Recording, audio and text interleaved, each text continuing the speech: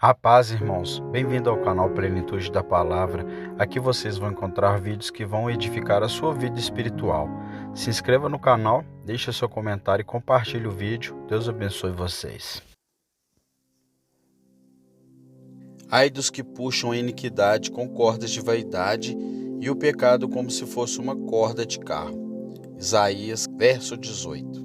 O texto começa com ai. Mas quando recebemos uma aflição neste livro de bênçãos, ela é enviada como um aviso para que possamos escapar da aflição. As aflições de Deus são melhores do que as boas-vindas do diabo.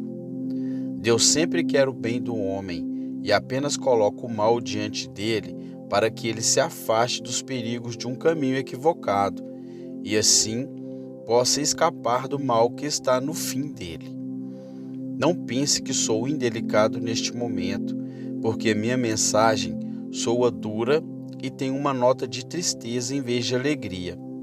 Pode ser mais para o seu prazer por muito tempo, queridos amigos, ficar descontente por um tempo. Isso pode fazer os sinos tocarem em seus ouvidos para sempre, se esta noite, em vez do doce som da harpa, você ouvir o estridente clarim que o desperta para pensar.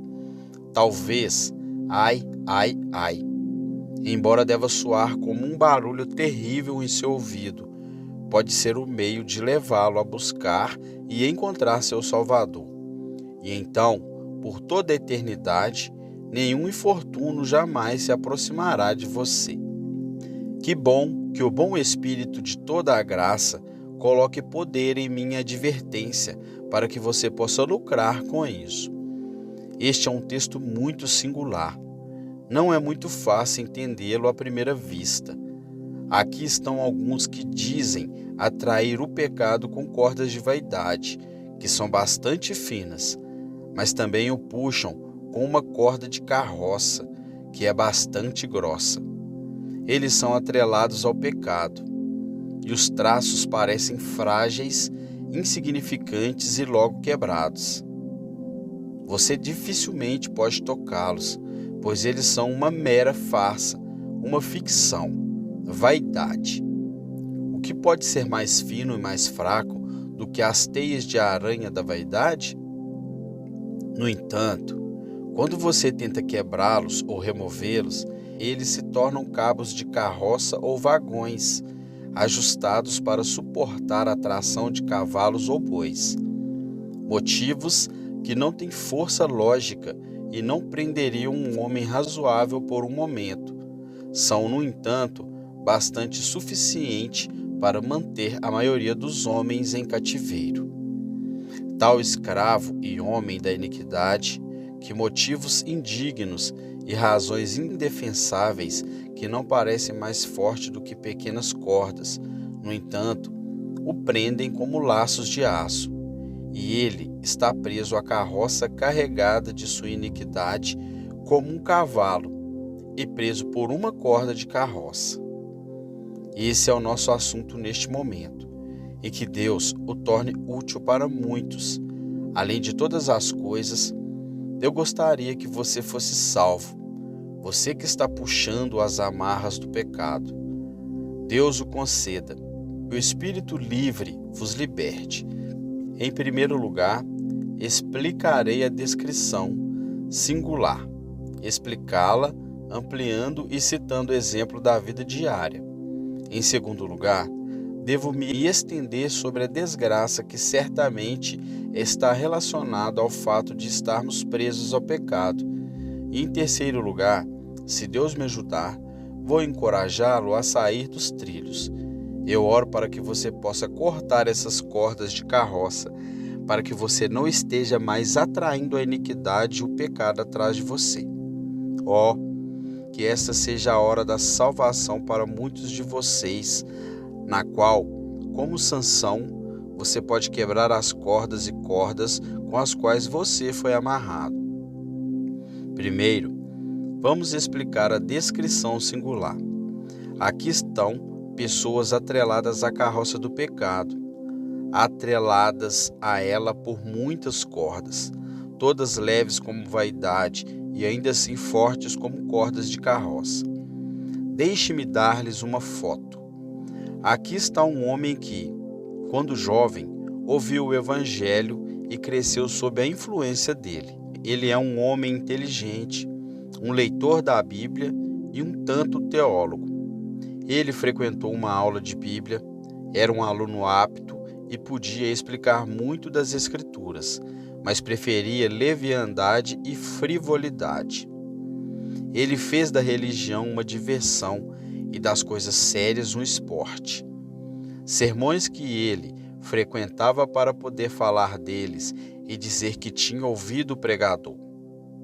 Após o sermão, quando os outros ficaram impressionados, ele ficou alegre. Ele havia descoberto algum erro no pregador, em sua pronúncia, na construção gramatical de uma frase ou em uma citação errada de um poeta. E isso ele mencionou com gosto, deixando de lado tudo de bom que foi falado. Esse era apenas o jeito dele. Ele não queria ferir ninguém com isso, pelo menos. Ele caiu sob o vínculo dessa ninharia religiosa, mas era um cordão de vaidade pequeno como um fio de embrulho. Anos atrás, ele começou a ser preso ao seu pecado por esse tipo de ninharia. E no momento presente, não tenho certeza se ele se preocupa em ouvir o Evangelho ou ler a palavra de Deus, pois ele passou a desprezar isso com o qual ele se divertia. O devasso sagaz degenerou em um escarnecedor malicioso. Sua corda tornou-se uma corda de carroça. Sua vida é toda insignificante agora. Você não poderia torná-lo sério. Ele passa seu tempo em uma risadinha perpétua. Cada coisa sagrada agora é assunto de comédia. Como Belsassar, ele bebe seu vinho nos vasos sagrados do templo. A seriedade tem uma graça própria e um espírito ousado traz alegria e riso ao seu carro e subjuga todas as faculdades da mente a Deus. Nem mesmo com exceção do humor, mas este homem não possui nenhum senhor em seu coração, mas ri das verdades mais solenes e não parece capaz de nada mais alto ou melhor. Sua vida é um escárnio. Ele puxa uma pena da asa de um anjo e a usa em seu corpo. No dia solene de Pentecostes, ele teria desenhado uma figura das línguas divididas na unha do polegar para que pudesse mostrá-la como uma curiosidade. Não há nada sagrado para ele agora, nem haverá até que ele esteja no inferno, e então ele terá acabado com suas zombarias e escárnios. O hábito de ser desdenhoso tornou-se uma corda de carroça para ele e o mantém com mais segurança. Eu digo, jovens, quebrem esses infelizes cordões de vaidade antes que eles se transformem em cordas de carroça. Enquanto ainda houver apenas um fio fino, parta-o antes que o fio se junte a outro fio, e a outro, e a outro, até que se torne um cabo que nem mesmo um gigante poderia separar. Há muitos casos lamentáveis de insignificâncias que se transformaram em escarnecedores, e é uma pena que você forneça mais ilustrações. Evite brincar com a religião como você evitaria palavrões comuns, pois em sua essência é irreverente e malicioso. Eu vi a mesma coisa tomar outra forma, e então apareceu como um questionamento capcioso. Não temos medo de ser examinados sobre qualquer coisa na palavra de Deus, mas tememos um espírito caviloso. Eu, por exemplo, acredito que quanto mais a palavra de Deus for peneirada, mais plenamente ela foi confirmada. O resultado tem sido a melhor compreensão de seu ensino. O ouro puro brilhou ainda mais por ter sido colocado no cadinho. Mas há um hábito que começa assim. Eu não vejo isso. Pontos de dúvida estão sempre dilacerando a mente. Este estado de dúvida lembra a velha serpente. Sim, foi isso que Deus disse? Se a afirmação feita fosse o contrário, o cavalheiro teria questionado, pois ele é obrigado a duvidar de tudo. Ele é alguém que pode tomar qualquer um dos lados e refutar, mas nenhum lado e defender.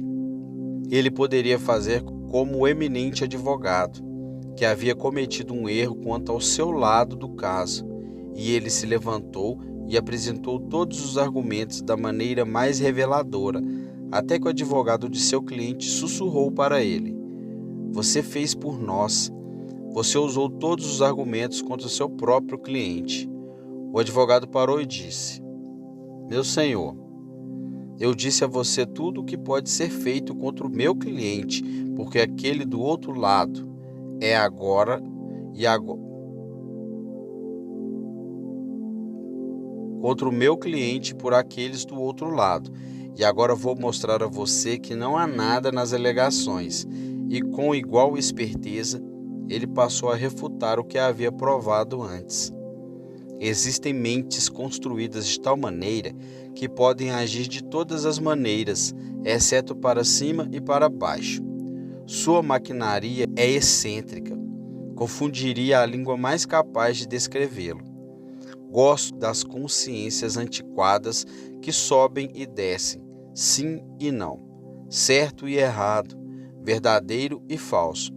O tipo que é simples e não precisa de grande intelecto para entender seus métodos.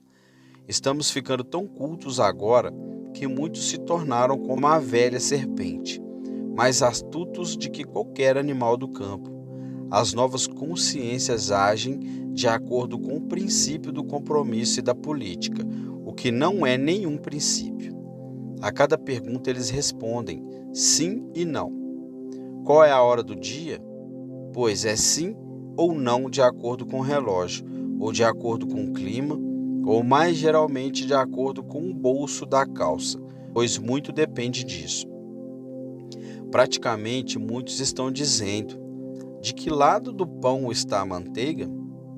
Diga-nos isso, e então lhe diremos no que acreditamos. Pessoas desse tipo começam primeiro com o espírito inquisitivo, depois vão para um espírito de objeção, depois para um espírito presunçoso e depois para um espírito perpétuo de sofismas. No caso a que me refiro, não há nada sério, pois quando um homem é um questionador sincero e deseja receber uma resposta, ele está no caminho certo para a verdade. Mas quando ele meramente questiona e questiona e questiona e nunca para uma resposta e não passa de um monte de resmungo, não vale a pena removê-lo. A última coisa que ele quer é uma resposta, e o que ele mesmo teme é ser forçado a acreditar em qualquer coisa. Tal homem finalmente é amarrado com uma corda de carroça. Ele se torna um ateu ou coisa pior, pois toda a capacidade de fé se afasta dele. Ele é tão frívolo quanto Voltaire, cujo forte parecia estar em ridicularizar tudo. Você não pode salvá-lo. Como a fé pode vir a ele? Como ele pode acreditar que deve ter tudo explicado? Como ele pode acreditar no próprio Cristo quando exige que ele, antes de tudo, seja submetido a um catecismo e seja obrigado a responder às críticas? Tome cuidado para não amarrar suas almas com cordas de ceticismo. Cuidado com o espírito que nega a verdade.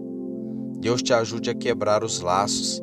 Pergunte, mas acredite. Peça, mas aceite a verdade. E seja sincero em sua determinação de que, se você provar todas as coisas, também reterá o que é bom. Estar sempre usando a peneira, mas nunca usar o moinho, é um trabalho faminto. Estar sempre procurando adulterações, mas nunca beber do leite genuíno, é um hábito tolo. Kevling é uma maldição, e criticar é um crime. Fuja dele enquanto ainda é apenas como uma corda, como um cordão de vaidade. Ouça alguém dizer: isso não me toca. Não cai em leviandade nem em questionamentos. Não. mas talvez você seja um prisioneiro amarrado com outras cordas. Alguns têm uma versão natural a coisas religiosas e não podem ser levados a atendê-las. Deixe-me qualificar a declaração e me explicar. Eles estão bem preparados para frequentar um local de culto e ouvir sermões, e ocasionalmente ler as Escrituras, e dar seu dinheiro para ajudar em alguma causa benevolente. Mas este é o ponto em que eles traçam a linha. Eles não querem pensar, orar, arrepender-se, acreditar ou fazer o coração trabalhar no assunto.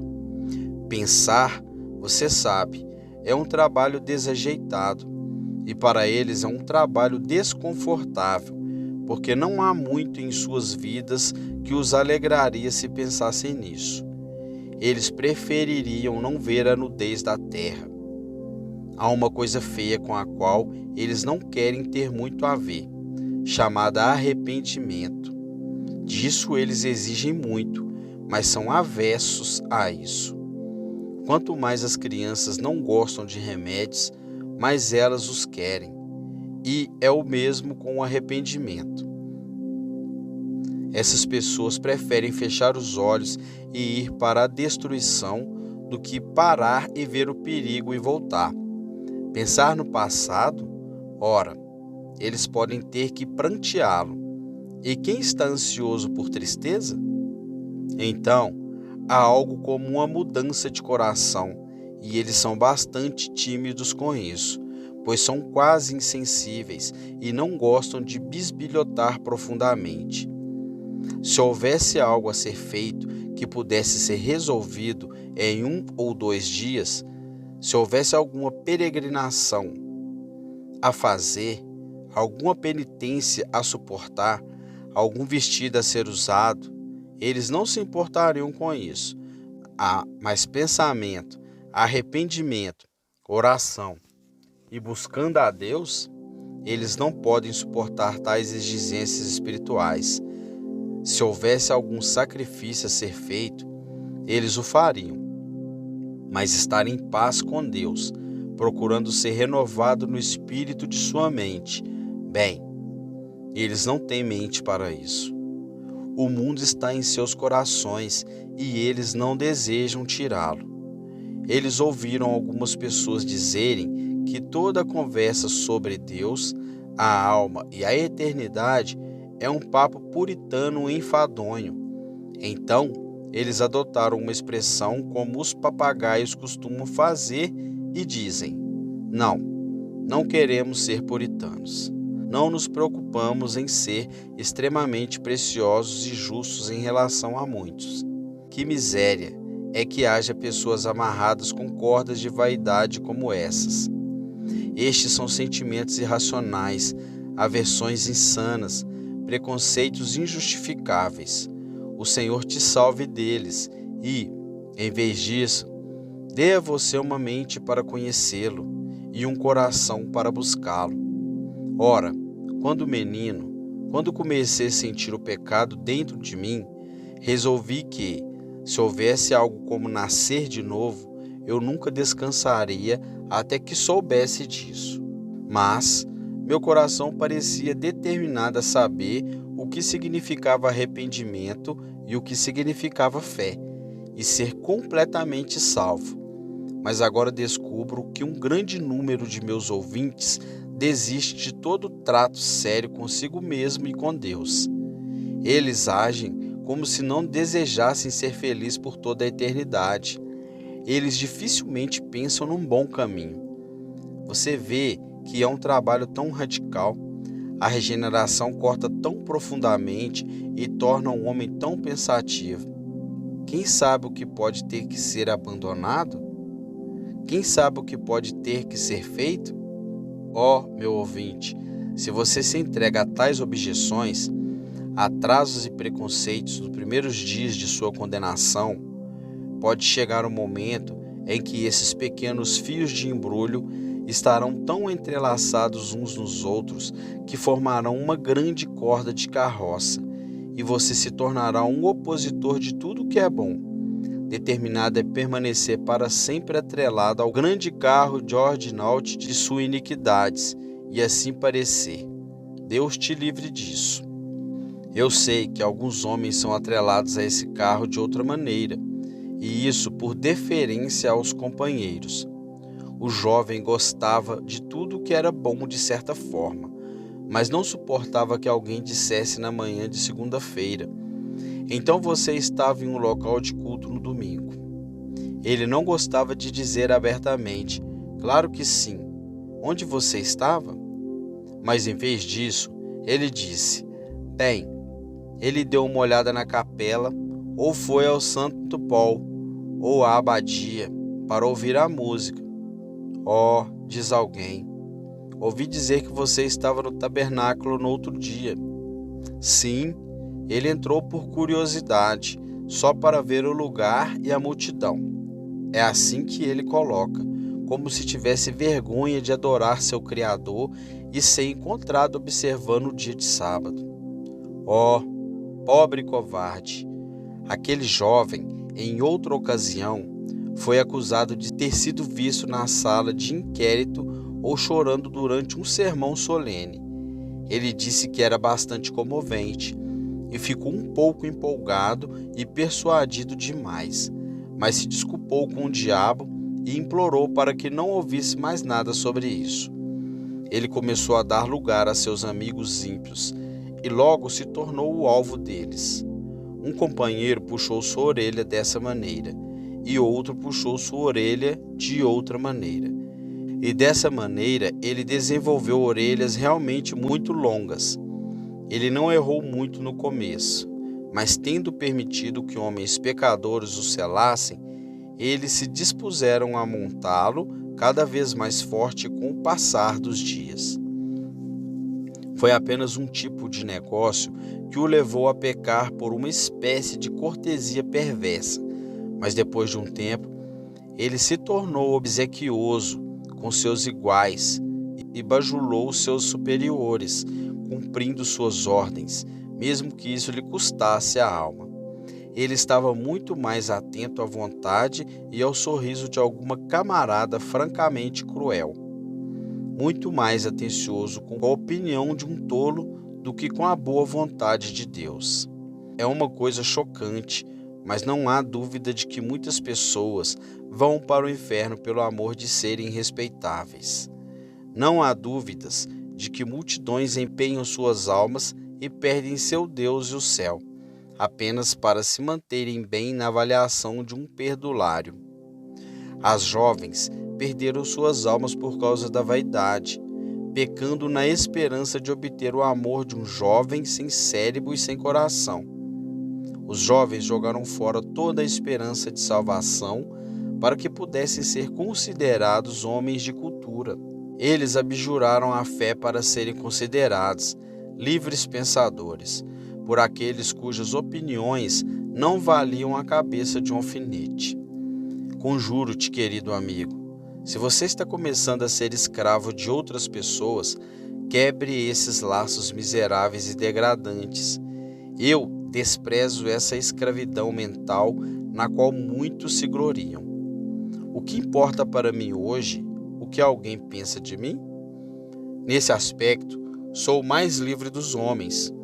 No entanto, conheço ocasiões em que, se tivesse cedido ao fio do fardo, logo teria sentido a corda da carroça. Aquele que seria livre para sempre deve quebrar as cordas antes que elas endureçam em correntes. Aquele que peca para agradar seu amigo está fazendo para si uma escravidão mais cruel do que o negro jamais conheceu. Alguns homens estão caindo na escravidão de outra maneira. Eles estão formando hábitos graduais do mal. Quantos jovens nascidos e criados em associações cristãs fazem isso? E é um pequeno gole, é tão pouco, não tomo mais de meio copo.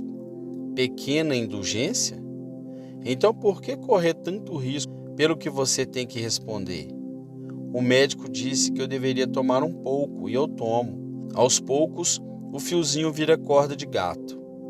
A história do médico acaba fazendo com que nenhum médico justificaria. Será que ele diria: o médico disse que eu devo? Quando chegar em casa à noite, mal conseguir encontrar o caminho para a cama e acordar com dor de cabeça pela manhã?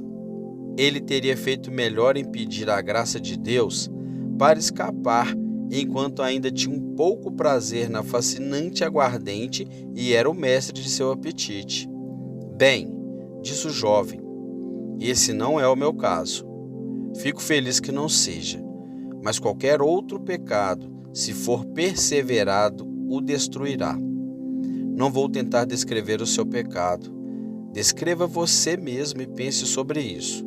Mas você poderia, por favor, relembrar o engano do pecado, a maneira como ele atinge os homens, como a geada na noite silenciosa dos meses de inverno atinge o lago? A piscina é plácida e a geada só pede que ela possa esmaltar finamente a superfície. O revestimento é tão fino que você dificilmente poderia chamá-lo de gelo. Mas depois de filmar a piscina, a camada de gelo começou. Logo, tem 1 polegada de espessura e em poucas horas uma carroça carregada pode passar por ela sem estrondo, pois toda a piscina parece transformada em mármore. Assim, os homens cedem a uma paixão maligna ou outra, este vício ou aquele, e o hábito vai de mal a pior. Temo que não poucos tenham a noção ilusória de que estão seguros do jeito que estão. A segurança carnal é feita de cordas de vaidade. Como um pecador pode estar seguro enquanto seu pecado não foi perdoado? Como ele pode estar em paz enquanto é escravo do mal e inimigo de Deus? No entanto, muitos imaginam que são tão bons quanto precisam ser, e muito melhores do que seus vizinhos.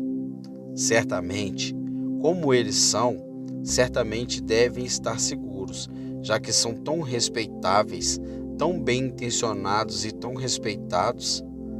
Um homem pode acostumar-se ao perigo até que ele nem perceba, e uma alma pode se acostumar com sua condição até que não veja o perigo na impenitência e incredulidade.